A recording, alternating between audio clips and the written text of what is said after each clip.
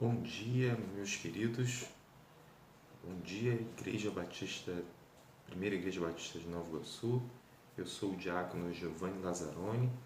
Nós estamos hoje aqui um domingo de manhã para aprender um pouco mais da nossa EBD. E antes de começar o estudo, eu gostaria de dar um feliz Dia das Mães para as nossas mamães, não só as mamães da Primeira Igreja Batista de Nova Iguaçu, mas as mamães de maneira geral, né? Que Deus possa abençoar cada uma delas.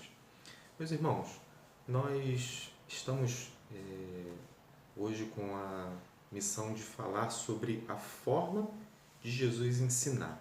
Esse, na verdade, é o tema da EBD 6, que é que nós vamos tentar aqui falar um pouco mais sobre. E nós percebemos o seguinte, que o texto bíblico ele se encontra lá em Mateus. O texto bíblico é Mateus 12, capítulos 12 e capítulo 13. E o texto áureo é o Mateus 12, capítulo 12, versículo 28, que Jesus ele fala assim: mas se é pelo Espírito de Deus que expulso demônios, então chegou a vocês o reino de Deus. Vamos começar antes de nós começarmos a propriamente estudar o texto bíblico, vamos orar? Senhor Deus e amado Pai, nós te agradecemos, Senhor Deus. Te pedimos graça e misericórdia, Senhor Deus, porque portaremos a Tua palavra, Senhor Deus. Estaremos aqui entendendo um pouco mais daquilo que o Senhor tem para cada um de nós, Senhor. A Tua mensagem, ó Deus, salvadora, Senhor Deus, do Teu Filho amado Jesus.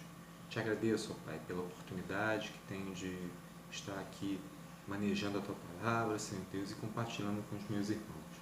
Obrigado, Senhor Deus, pela vida de cada um que está visualizando esse vídeo, Senhor Deus, que o Senhor possa abençoar a vida de cada um deles e que o Teu Santo Espírito possa realmente conduzir o principal objetivo desse estudo, Senhor Deus.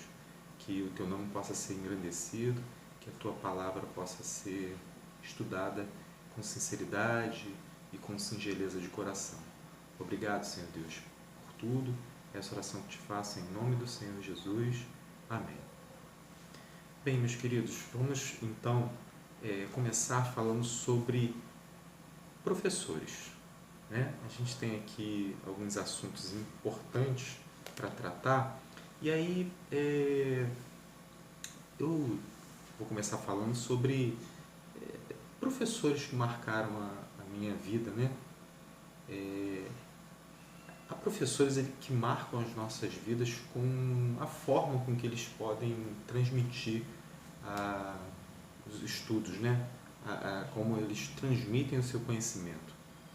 E eu lembro bem que por volta de 1997, quando eu estava quase terminando o curso técnico em mecânica que eu fazia, estudava em Bento Ribeiro, eu tinha um professor chamado Luiz Gilberto.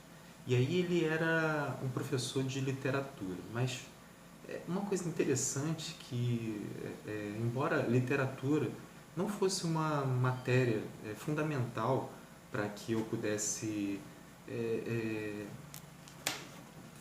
ser técnico em mecânica, né? Não é uma matéria que está diretamente relacionada. Mas a forma com que aquele professor ele conduzia o estudo, a forma de amor que ele trazia a cada uma dos assuntos era algo assim inesquecível. Por isso eu nunca esqueci desse professor, embora a matéria dele fosse uma matéria que não fosse interessante para o meu curso. E aí a gente faz um paralelo com como Jesus ele conduz os estudos, como que Jesus ele conduz a forma didática que ele alcançava as pessoas, né? A gente percebe que essa forma didática que Jesus conduzia os seus ensinos, ela alcançava qualquer um. Ela alcançava desde o mais culto até o iletrado, aquele que simples, né? Que ele não tem muito conhecimento. Porque a didática, ela é uma palavra que vem do grego, tekne didatike, que é, resumidamente falando, a arte de ensinar. E aí eu gostaria de, nessa mesma linha de pensamento, ler um poema chamado Jesus, Modelo de Mestre. Jesus era claro, preciso e objetivo. Seu quadro negro era o chão, o giz, seu próprio dedo. Usava como ilustração o que mais perto estava e à vista de todos. Como uma árvore, a natureza, uma criança tinha apenas 2 turmas de alunos. Os 12 apóstolos e a multidão, sua sala de aula, e por banco, a própria relva. Dava às vezes aulas particulares, como a samaritana, aulas audiovisuais, enquanto caminhava, aulas diurnas, noturnas, como a Nicodemos. Ensinava no mar e em terra firme, no monte ou em casa, no templo ou caminhando. O esboço de suas aulas estava em sua própria mente. Preparava-o preparando-se em oração ao Pai, incansável Mestre. Seu tempo de ensinar era sempre. Hoje nós não vamos só ver o conteúdo das lições de Jesus, mas também a forma como elas foram ditas, né? Guardar o sábado. Lei ou graça? Nós vamos ler o texto de Mateus 12, de 1 a 21, neste momento.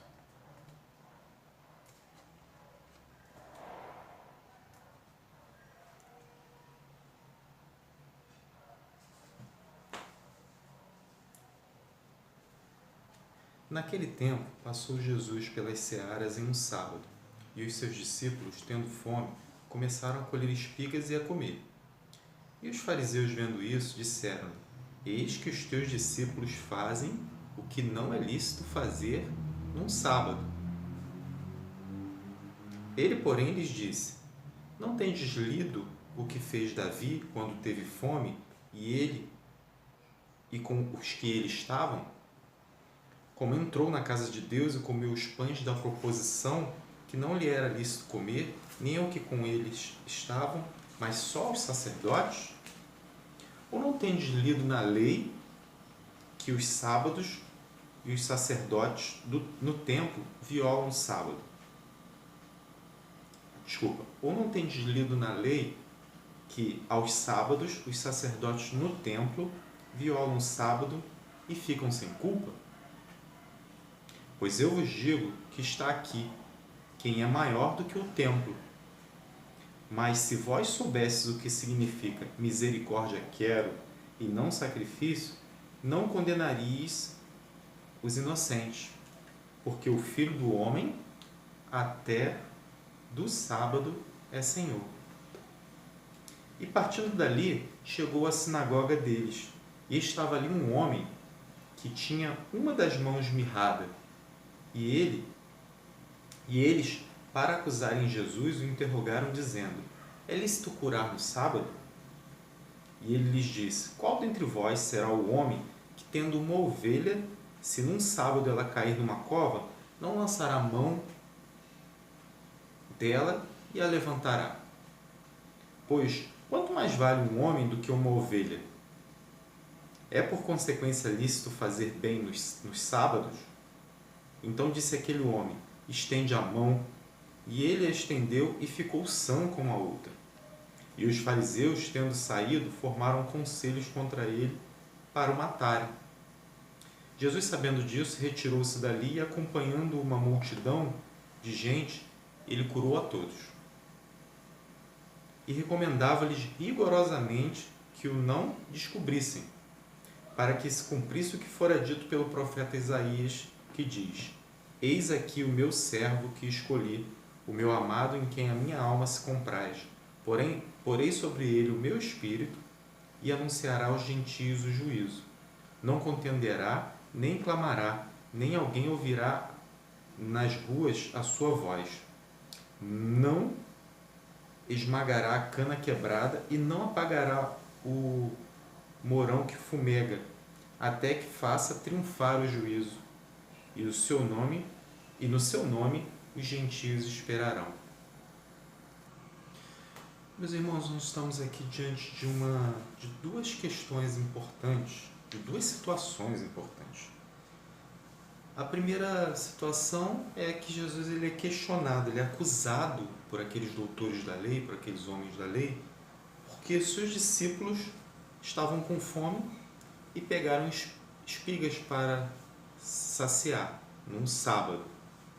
E a outra situação é que Jesus estava na sinagoga e lá estava um homem com a mão atrofiada e os líderes o provocaram dizendo se é possível curar no sábado. Então, qual foi o posicionamento de Jesus?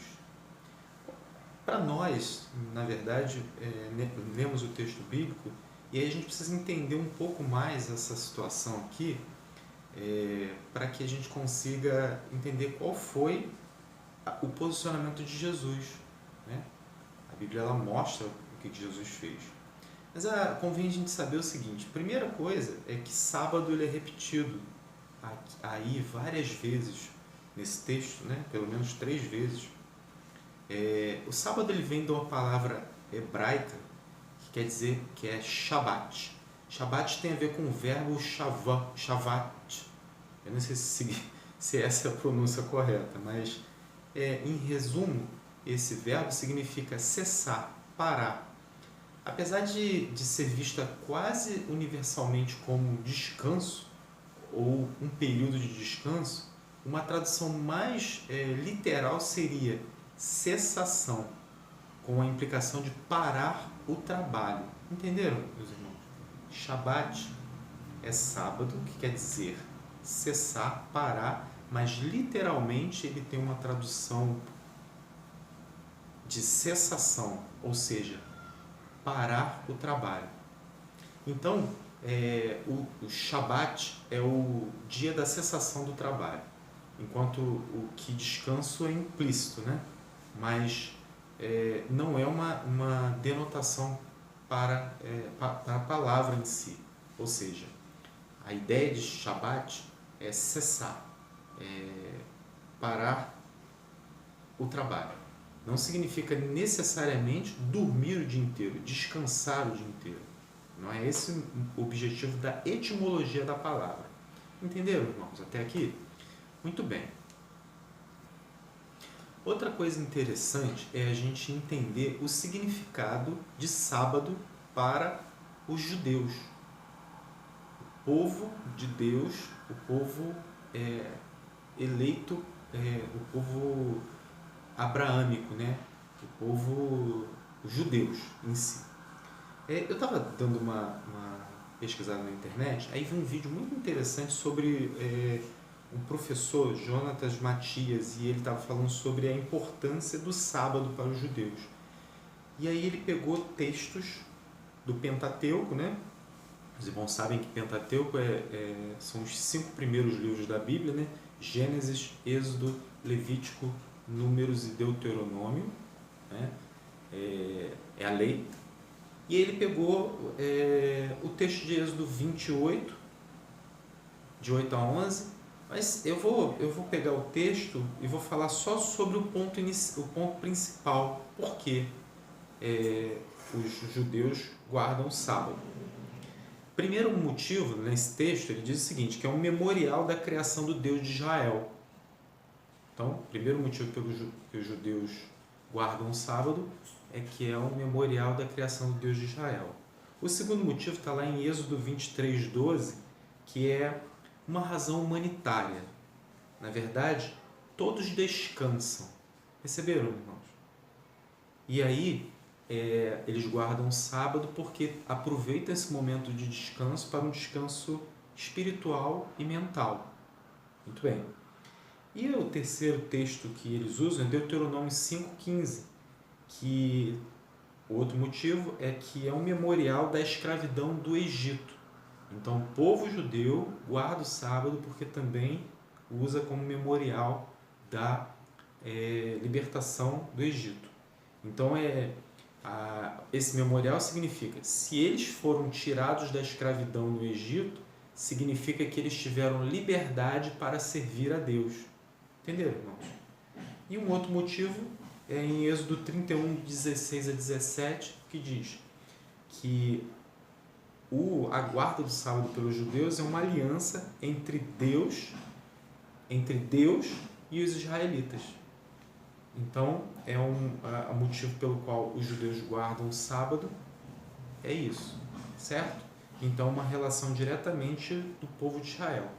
Nesse aspecto, a guarda do sábado pelos aqueles líderes religiosos era uma questão de religiosidade, né? E era isso que Jesus estava combatendo naquele momento. É interessante dizer que esse professor ele até estava falando sobre a questão das 7 leis de Noa e Noé, né? Ele estava falando que as 7 leis de Noa, nem a guarda do sábado nem está nas 7 leis de Noa, que eram leis morais, né? Por exemplo, os irmãos terem uma ideia, vou listar quais são: crer em Deus e não cometer idolatria, não blasfemar, não roubar, não matar, não cometer adultério, cumprir as leis e tribunais do país. Olha só que interessante. Não cortar um membro de um animal vivo e não ser cruel com o animal. Então, essas são as 6 leis de Noé. Por que eu estou exemplificando isso? Estou querendo mostrar para os irmãos, tentar ver uma visão panorâmica de como é que... Por que eu estou falando sobre essa questão, tentando entender como é que os judeus enxergam essa situação da guarda do sábado? É que o que Jesus está tentando ensinar aqui é que o fanatismo religioso ele não pode ser alguma coisa cultivada no nosso coração. O que ele quer dizer é o seguinte, que as pessoas são mais importantes do que as coisas, as tradições, a religiosidade. Na verdade, essas práticas judaicas, memorial da criação de Deus de Israel, razão humanitária, um espaço, uma pausa para se dedicar a Deus, isso tudo, Deus é que criou isso para mostrar que eles precisam manter uma relação com Deus de proximidade. E como é que a gente faz isso? Só mesmo entendendo o amor de Deus, que é um amor prioritariamente por nós, por seres humanos. Então a gente não pode deixar que religiosidades, fanatismos religiosos façam com que a gente desvie do foco. Lá em Mateus 12,7, que é o texto que a gente está falando sobre o sábado, Jesus ele cita lá Oséias 6,6, quer dizer, misericórdia quero e não sacrifício, para que não condenaries os inocentes. Não é isso? Então, não adianta você fazer algo errado que trai a sua consciência com Deus, não demonstrando amor com o próximo, e depois ir lá oferecer algum sacrifício, pagar uma promessa, sei lá, fazer qualquer ação ritualística que foi criada exatamente para que você mantenha uma relação com Deus e não...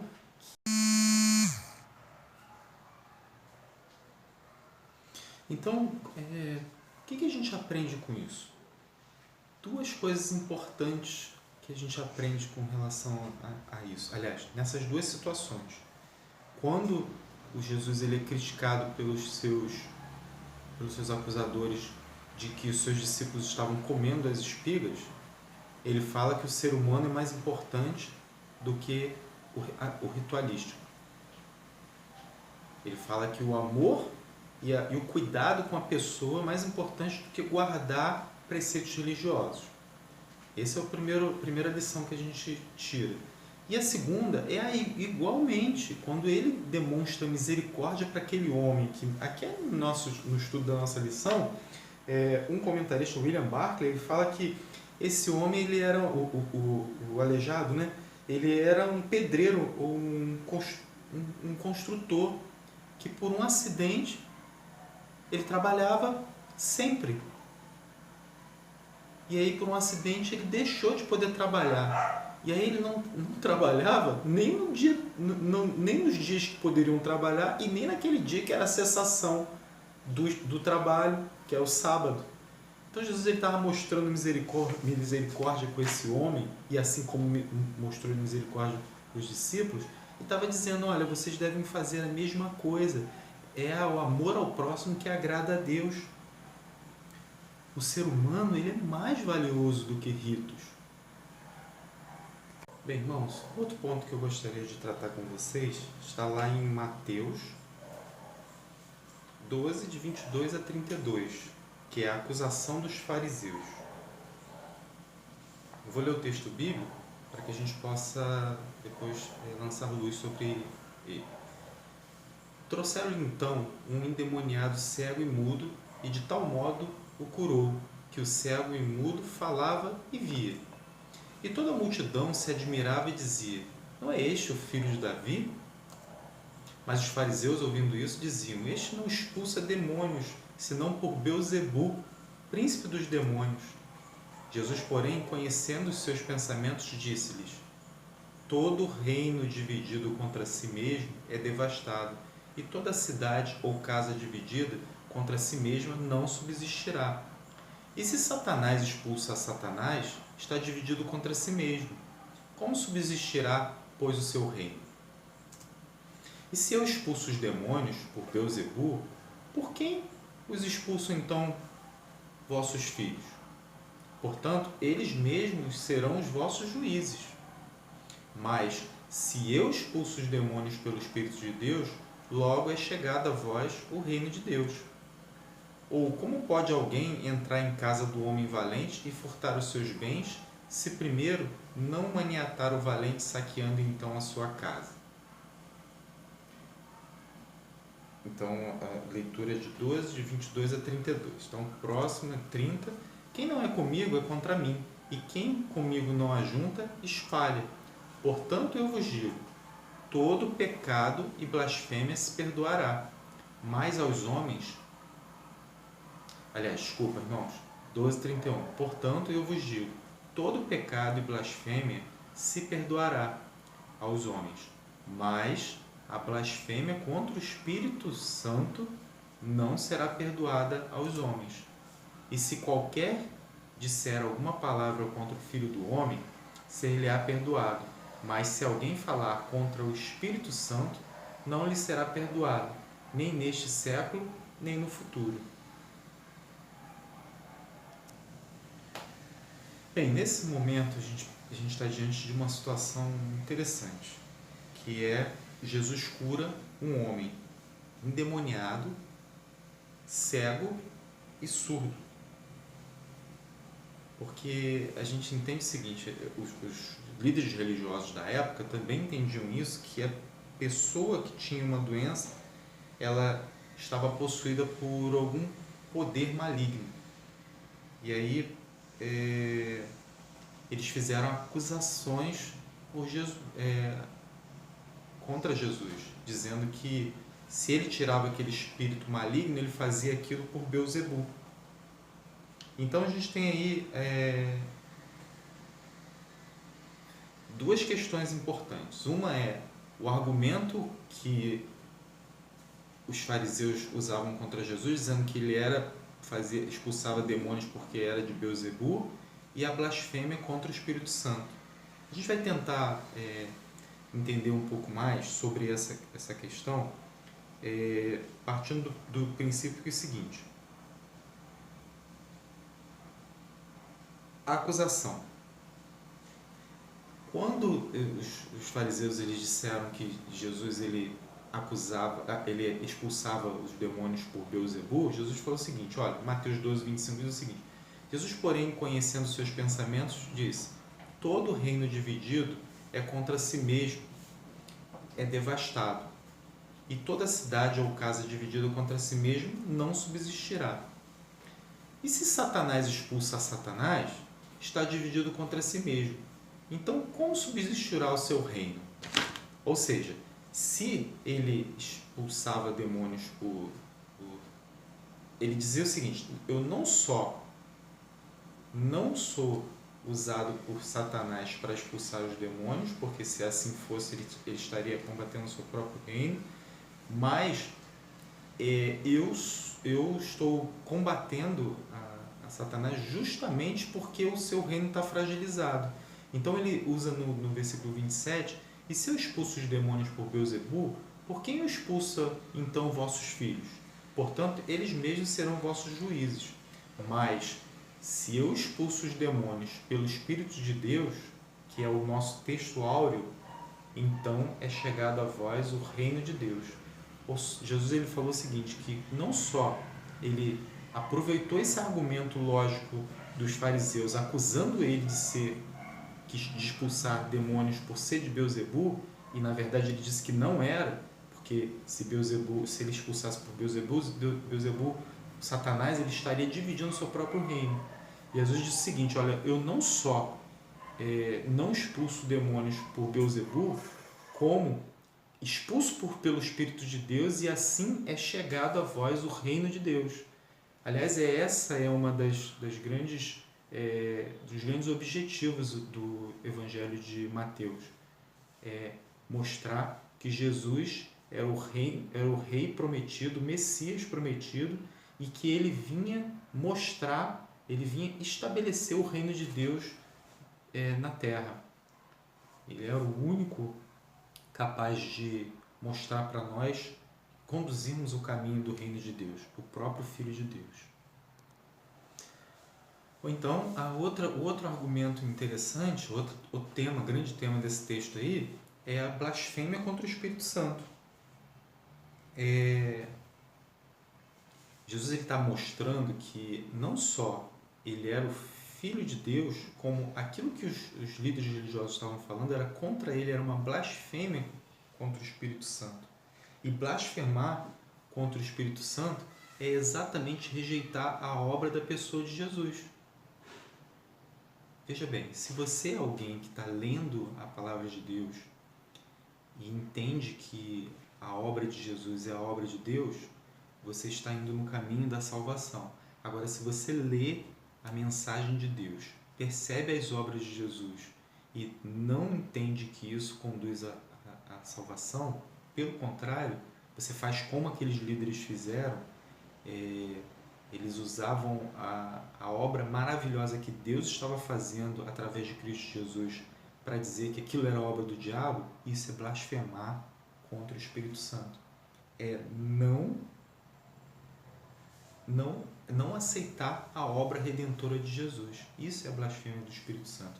É isso que Jesus ele fala. Portanto, eu vos digo, em Mateus 12, 31, todo pecado e blasfêmia se perdoará aos homens, mas a blasfêmia contra o Espírito Santo não será perdoada aos homens.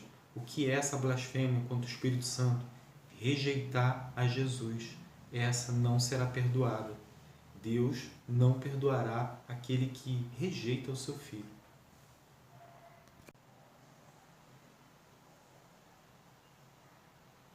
Outra coisa muito importante que a gente tem que ter em mente, meus irmãos, na verdade o último tema que a gente vai falar nesta manhã é sobre parábola. A gente vê aí 8 parábolas, mas antes da gente falar um pouquinho sobre cada uma delas, porque o tempo ele é curto, né? Ele ainda não se converteu. O significado de parábola, de maneira mais simples que a gente pode mencionar, eu achei uma definição muito simples, tranquila. É uma comparação desenvolvida em uma história curta, cujos elementos são eventos e fatos da vida cotidiana. na qual se ilustra uma verdade moral ou espiritual, né? A gente vê aqui um exemplo que eles colocaram foi a parábola do filho pródigo, né? Tão muito bem pregada pelo pastor Belize no último domingo, e eu até aconselho os irmãos a verem essa mensagem, tá lá nos vídeos do YouTube da nossa igreja, e os irmãos não perderão. Falou muito o meu coração, falou o coração do pastor Kleber, e acredito também falará o coração de vocês. Muito bem, então nós temos aqui, nesse texto de Mateus 13, de 1 a 53, Jesus fala sobre 8 parábolas. A primeira é a do semeador, a segunda do trigo e joio, a quarta é grão de mostarda do fermento, a sétima e oitava é o tesouro escondido, e a boa pérola e rede. Então, ele conta essas 4 parábolas que têm um significado único. Qual é o único significado? O único significado dessas 8 parábolas é exatamente o propósito de Mateus. As 8 parábolas que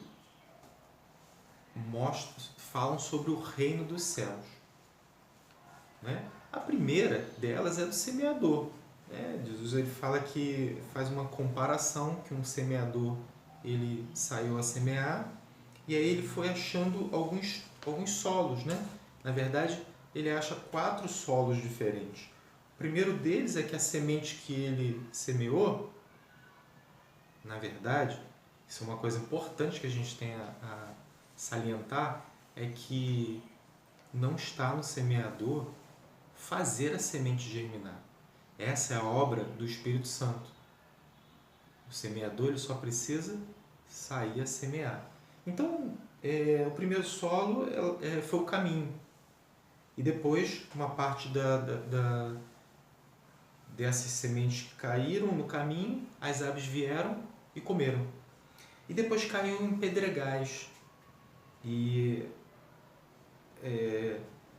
logo nasceu, mas não tinha uma terra profunda, né, para enraizar. O sol queimou e secou-se porque não tinha raiz, né? E a outra é a que caiu entre os espinhos. E aí Jesus fala que os espinhos cresceram e sufocaram, né? E a outra caiu em boa terra e deu um bom fruto. Um a 100, outro a 60 e outro a 30. Ela multiplicou. Por quê? Era a mesma semente. 4 solos diferentes. Então, o que isso nos mostra? Que, na verdade, aí Jesus ele fala no final, quem tem ouvidos para ouvir, que ouça. O seu solo é que tem que estar, para que essa semente fertilize, tem que estar um solo fértil, não é isso? Eu vejo que aqui em casa, minha esposa e minha filha, elas têm o hábito de cultivar plantas, né? Flores e plantas. Então eu vejo ela de vez em quando. Ontem, por exemplo, foi um dia que ela colocou um produto para que a planta ela pudesse continuar bonita, viçosa, né?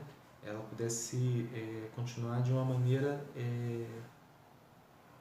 próspera. Assim é também quando ela vai plantar. Ela procura uma terra boa, uma terra adubada, uma terra que mantenha aquela planta, aquelas flores bem viçosas, bem bonitas.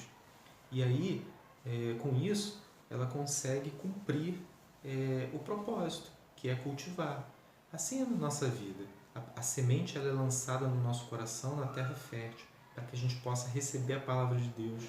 Mas o dia a dia a gente precisa manter esse solo fértil para que essa flor que vai germinar, que é exatamente o testemunho da nossa salvação em Cristo Jesus, possa servir de exemplo para o nosso próximo. É o que Jesus ele explica. E aí ele fala sobre esses solos. Né? No capítulo 13, de versos 10, ele fala, olha, Por que ele fala por parábolas? Ele fala por parábolas porque a vós é dado conhecer os mistérios do reino, mas a eles não é dado. Você percebe o seguinte? Que primeiro, ele, antes de falar por que ele fala por parábolas, ele conta a parábola do semeador que mostra os solos férteis. Quando ele fala sobre a vós é dado a conhecer os mistérios do reino, mas a eles não é dado, ele fala a vós que tem um solo fértil, a vós que receberam a mensagem do reino de Deus, a vós que me aceitaram como Senhor e Salvador da sua vida. E a eles quem são eles? Aqueles que rejeitaram, simplesmente isso. Porque aqueles que se dará e terá em abundância, mas aquele que não tem, até aquilo que tem lhe será tirado. E ele vai discorrendo, contando sobre a parábola, né? Primeiro solo ele fala, olha, o primeiro solo é o solo que caiu no meio do caminho, né? Aqueles que não a entendem, não entendem a mensagem.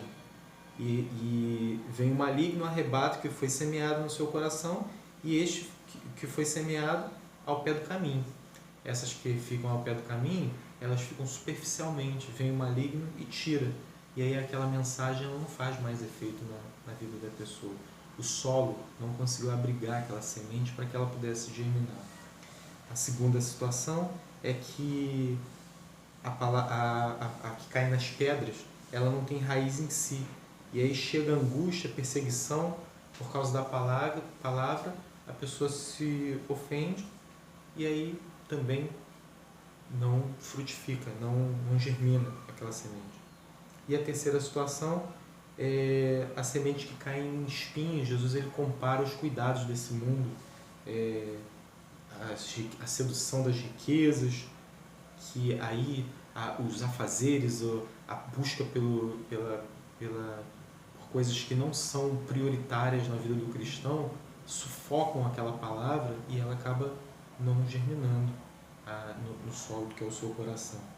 Agora ele fala sobre a quarta situação, que caiu num solo fértil, que produziu a boa semente, ela caiu no solo fértil.